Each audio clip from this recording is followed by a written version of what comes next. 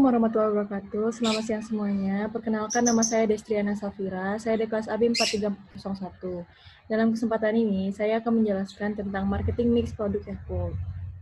Profil produk Yakult. PT Yakult Indonesia Persada mulai berdiri sejak tahun 1990 di Indonesia dan merupakan pemegang lisensi dari Yakult Honsa Co. Ltd. Jepang.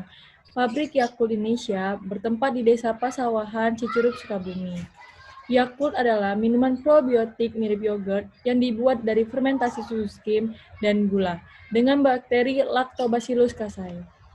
Gambar ini merupakan logo dari Yakult. Konsep marketing mix. Marketing mix atau juga disebut bauran pemasaran merupakan bagian dari strategi pemasaran. Marketing mix digunakan untuk memaksimalkan penjualan dan menentukan strategi yang tepat agar produk disukai oleh konsumen.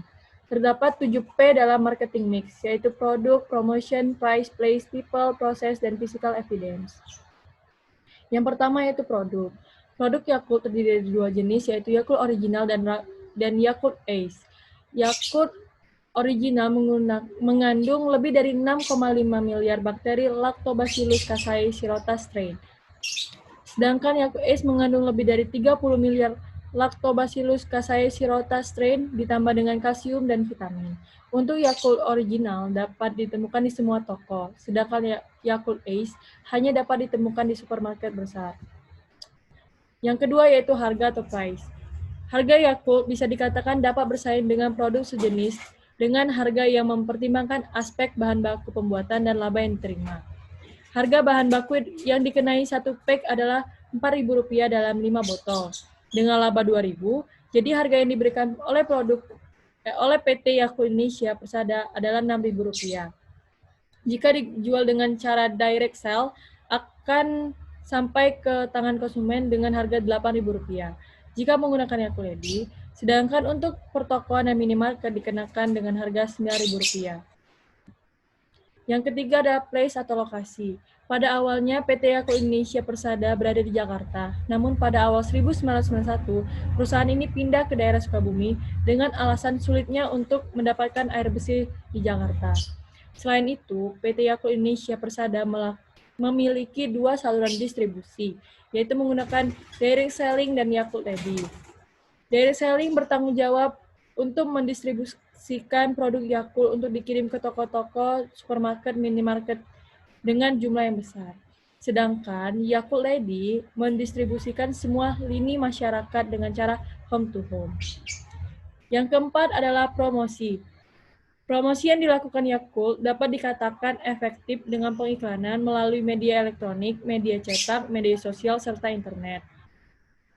Yang kelima yaitu bukti fisik atau physical evidence.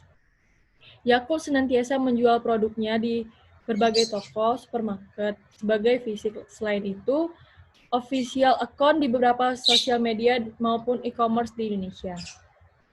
Yang keenam yaitu proses. Setiap tahapan proses produksi Yakult harus memenuhi standar internasional secara ketat dan higienis.